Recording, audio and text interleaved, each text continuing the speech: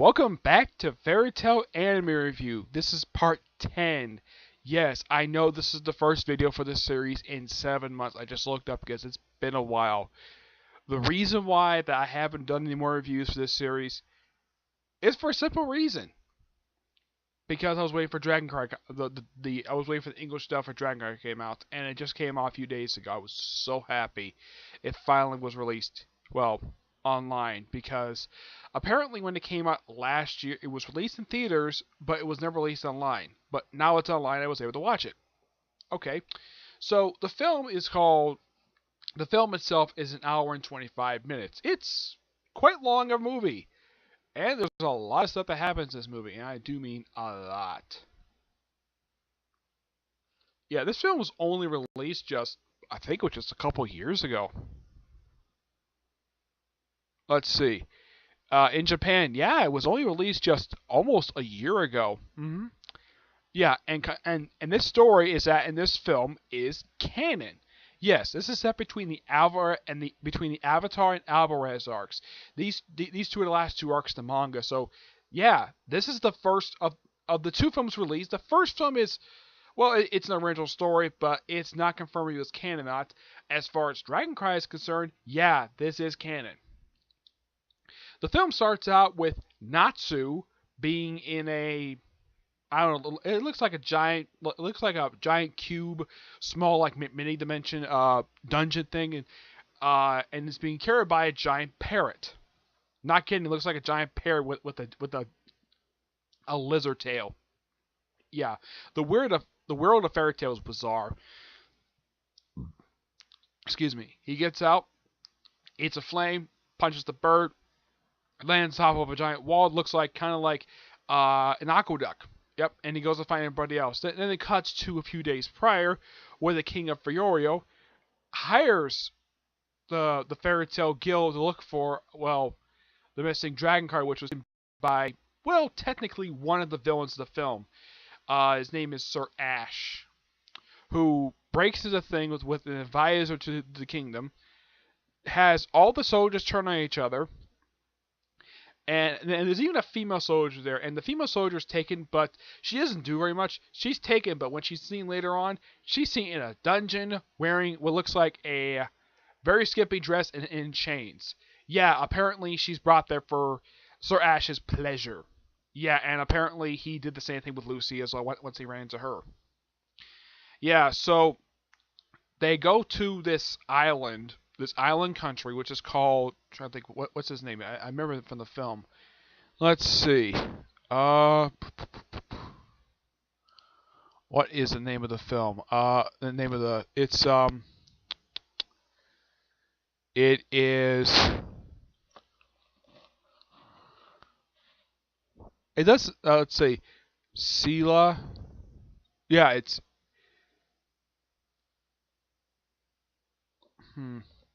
Yeah, they go to an island country. And also, the big film also begins with young Natsu, where he's sort of interacting with Igneo, and then he's not seen again for the rest of the film. Yeah, there's little kid Natsu, and of course jumps to present day. Yeah, apparently this is probably this is all just a dream sequence. And then also going to the same area was Ganju, Levi, Panther Lily, and Juvia. These four decide just at random to find some job in this island country. As what the job is, they never say at all. Now I heard the reason why Juvia gets a lot of scenes in this film is because the creators, the people behind this film, are huge fans of the character Juvia. Now it has been like almost a year since I heard see these characters in animation again. The last time I saw these guys in animation was with those specials that came out, the present day characters. The last time I watched anything Fairy Tail related was Fairy Tail Zero, which was the final season of the season that aired, but the season is coming back this summer. Yep. What else? Yeah. And about 25 minutes of the film, the main group is captured, and of course the group that goes to this country is basically Natsu, Happy, Lucy, Urza, and Gray, who, by the way, later on, he still has his ice demon powers. And Juvia apparently is picked up. Now, when they get to the fighting, they fight these like three people like twice. First time they get beaten pretty hard after they get the Dragon Cry, which the Dragon Cry is, get this, it's basically shape of a cane, and it's very powerful enough to destroy an entire country. Yep. And somehow Fioria had this thing for some reason. I don't know why. They do show in flashback. Now, the main villain of the film, believe it or not, I mean, Sir Ash is like one of the main villains. He's not technically, well, he's kind of like one of the main driving forces of the film. The other villain is basically a dragon. I'm not kidding. It's an actual dragon who apparently knew Igneo. And his name is, let me look at his name up here. His name is, he's a king. Animus. Yeah, his name is Animus. He's voiced by Michael Shyamalan. Yeah, that's basically who voices him. Sonia, who is the princess of the place, she is voiced by Erica Menz. Yeah. Let's see. Erica Menz. In the Viz Media dub, she voices Sailor Uranus. Yep. Well, even though this is done by Funimation, yeah, she's also known for voicing Gon in the Hunter x Hunter series, which is still on the air right now, the dub. And that's the only thing that I've seen her in. It is something you'll see her in a Fairy Tail movie, which is interesting. There's also the characters like Zash. Yeah, that is actually one of the villains. He's voiced by Ray Chase. He, other work I've seen him in Hunter x Hunter. He voices Hanzo. And of course, he's a voice for Piccolo. He does the being zoomed up for Toonami Asia, and he's in JoJo Bizarre Adventures voicing a character named Robert Soul. So a few characters he's voiced. Yeah, he's also been One Punch Man and Seven Deadly Sins. I'm gonna watch Seven Deadly Sins soon. And apparently, some characters got some new abilities I've never seen before, like. Apparently, Carla can turn into a human girl. A human cat girl. Not kidding, she can do that now. I get maybe Panther going to giant size. That I've seen before. But Carla going to human form, that's different. Oh yeah, and apparently after Happy eats this red fruit, he can basically breathe fire. Yeah. Happy. A flying cat who was in ecstasy. Yeah, they revealed this prior to the whole Tetero Island arc. And of course, Juvia, of course, picks up Grace jumping habit because they go in the battle, she takes off her top, and of course she's wearing like some undergarments underneath to make sure she's not butt naked. And she fights one of the main villains of the film, which she was able to, and of course, I'm not surprised that Grace still has his ice demon powers, which he inherited from his late father, Silver Filibuster. Yeah. And yes, Gray is still kind of creeped out by, Juvia. But it's not over the top like it is in the show, which I do appreciate the movie for doing that. Yeah, when he sees her, he's like, "What are you doing here?" Yeah. Yeah, that I thought was one of the most hilarious moments for Gray in the whole movie. Urza gets a chance to, show off her usual, and she, for some reason in the film, I did not hear the word requip. Yeah, she kept changing forms a lot, but usually in the show she kept saying requip. In the film, she just changes stuff at random, and at times, whenever characters show up like, oh, apparently Gray's got his clothes back on now, somehow it's never explained. I don't know if it was a scene cut or something. Urza changed her attire again, and she's wearing like a partial kimono look. She's worn that a few times in the series. But the one armor look I was familiar with, and I was not surprised to see this one, which was the pink arm, which is the most powerful armor of all of them. Let's see, what else? Oh yeah, and Juvia. Juvia is very heroic in this film, basically protecting a little girl from one of the villain's henchmen, Rampage. Yeah, destroying these buildings. Now, normally Fairy Tail gets blamed for all the collateral damage. This time, it's the villains. It's their fault. The reason why there's so much. Much collateral damage in this city. So, for the first time ever, like when you watch this, I'm like, if you watch the series, a lot of the time, Fairy Tail is indirectly responsible for a lot of collateral damage. They destroy like a lot of buildings. This film, it was not their fault. Yeah, and a lot of people can, and basically all the citizens of the country can basically see that. Yeah, it's not their fault at all. And what happens to Zash? Well, he gets consumed by the Dragon Cry. Yep, he gets killed. He gets basically vaporized by the Dragon Cry. And apparently, the Dragon Cry's true form is a ribbon. Oh yeah, and it's all shown a flashback of how Sonya, and apparently King Agilus is possessing Sonya. Apparently this was going on for years, like what looks like a good like 10 years, I'd say, because the way it looks in the flashback, in the flashbacks it looks like he's about 4 or 5 years old, and in present day she looks like she's about in her mid-teens. And they even show Agilogia in his human form, something that I think they did show his human form once in a flashback in the anime, but in the series, no, nope, they never did. Oh yeah, and then he's seen a couple times. Seen one brief in the flashback. Of course, he's flashes back to how KNMS got possession of Sonya, and then you see walking off. Of course, Ribbon's destroyed. But this is of course in the post-credit scene. And then before like before the scene ends, you see the main villain of the franchise, Zeref, along with two people who are associates of his from the Alvarez Empire. Yep. Oh yeah, and apparently Zash is so surprised that Natsu is a Dragon Slayer. Yeah, he is so shocked at that. hmm Also, I've got to point this out though. Why in the world is it a lot of the characters look like they have pimples on them? Like in the case of Natsu, it looks like he has pimples on his cheeks, his nose, and his shoulders. For Lucy, it's basically cheeks, nose, shoulders, and her breast. Same thing with Urza. Gray is just as cheeks. Juvia, it's her cheeks as well.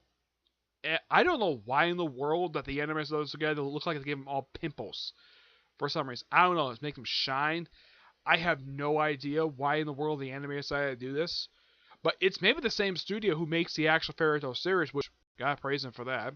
hmm Yeah, the studio is A1 Pictures. Yeah, they're the one who actually made this particular film. And yes, they are responsible for the Fairy Tail anime. They did they've done pretty much the entire series of Fairy Tail animation wise. Though the series is coming back, and sometime this year, no idea when. When in the world the series is coming back, but all I know is it's coming back this year.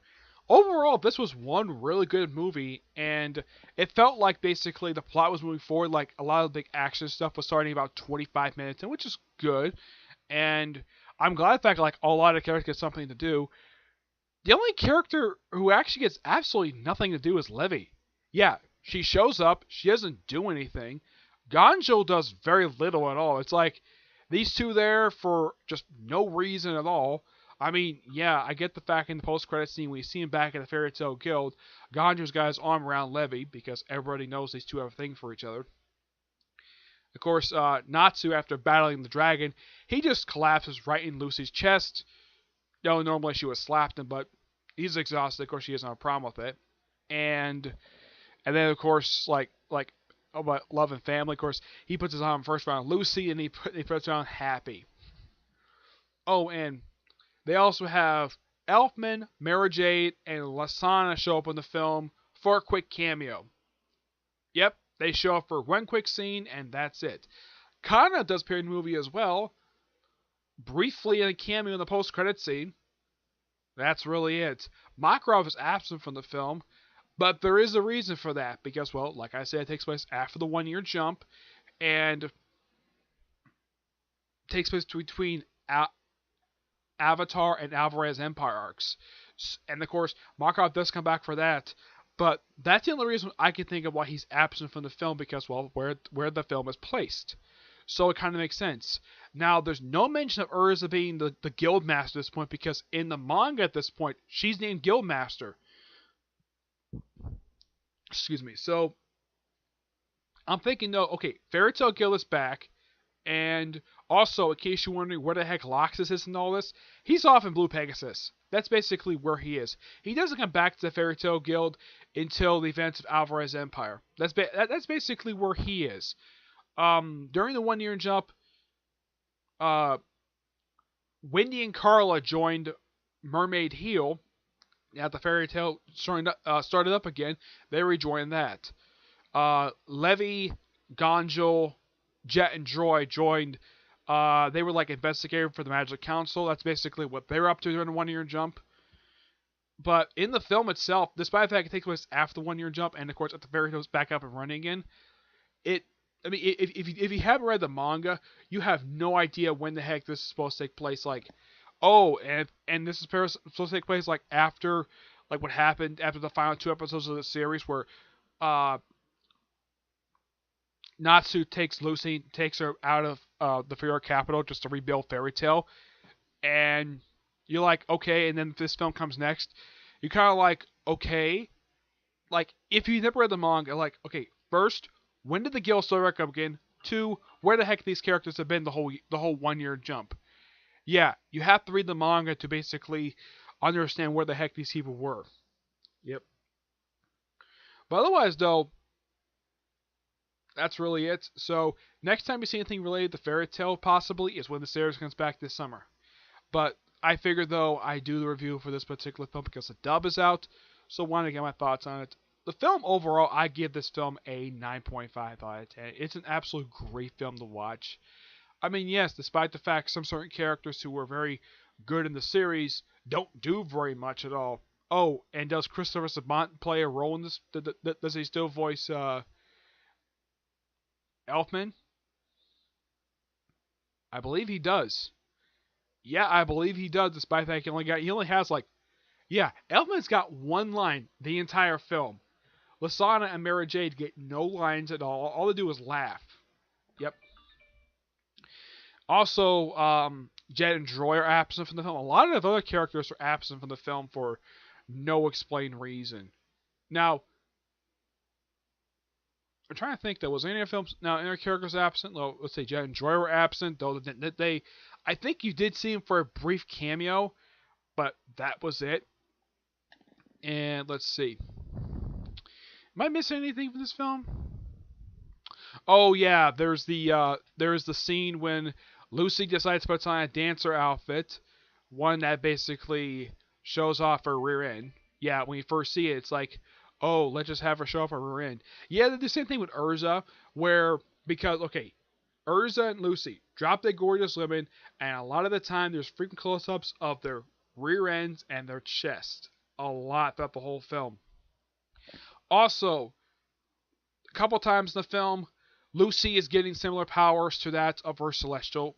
I think it's she's celestial wizard, her guardian, her spirit, her guardian, her I'm trying to think, what was the name of those people? I kind of forgot. She like Sagittarius, she somehow gets an archer. Capricorn, apparently, the new opening sequence is Sea Goat. Okay. And apparently she can change her looks now, which, yeah, it's like if you don't read the manga, like, that's new. Yeah, she has many different outfits whenever she teams with one of her celestial beasts, celestial spirits. Yeah, that's a celestial spirits. Excuse me, but only about 3 of them show up in film. Just Sagittarius, Scorpio, and Capricorn. Scorpio does a little bit in the film, and I appreciate the fact that he actually protected Lucy from a bunch of magic guns. Yeah, there's magic rifles, there's magic cannons in this film. It's kind of like, okay, interesting though. Oh, and also they say, oh yeah, they only get this islands by boat. Well, here's the thing. They don't show the boat scene at all. There's like no scene of a boat. It's like, oh, we're having this meeting with the King of Rioria, and we have to go to this island, and the next thing you know, they're on the island. As for showing it, they don't bother to show it at all. Whenever they show characters going to place in the series, a lot of the time they have to use trains. And my guess is the animators probably just didn't want to do a scene of Natsu having motion sickness, even though they kind of did that at the beginning of the film. Yeah, there's that. Trying to think, there was anything else? Nope. I think I got everything for this film. It's just a really good film, and I was really looking forward to this particular film, and I thoroughly enjoy it. I'm hoping Edgar has his own thoughts on this film because I gave him a link to watch the film online. I won't say what site though, but yeah, I would like to hear his thoughts on this film because I'm sure he probably has his own thoughts on this particular film. Of course, a couple instances you could have seen that Lucy and Natsu could reveal that their feelings for each other. Yeah, according to the writer himself, yeah, these two would end up each other. These two would have been a couple anyways. Yeah, he wanted these two to become a couple. I mean, the only couples that was ever confirmed by the time the series ended was Gray and Juvia and Ganjo and Levy. That's it. Oh, and also a lot like if you watch this, also there's other characters missing aside from there's Romeo is missing. Yeah, a lot of characters are missing. Trying to think though. Oh yeah, by the end of the series, I kind of got to mention this. Levy is pregnant with Ganju's child by the end of the manga. Yeah, she's pregnant, and Lucy gets her book published at the end. Forgot to mention that, but yeah, that's by the end of the series. But I gotta say, for this particular film, for its post-credit scene, great way to tease the Alvarez arc. The great way to tease the Alvarez Empire arc, which they also tease up with END, stuff like that. But yeah, so that's it for this Fairy Tail review. Sorry it took 7 months to do, but I was waiting for the dub to come out. That's simply the way it was. Alright, because I love the Filmation dub. I love their dubbing. So, pretty much right now I'm going back to finish watching Fullmetal Alchemist Brotherhood, okay? But until we see you in the next video, bye.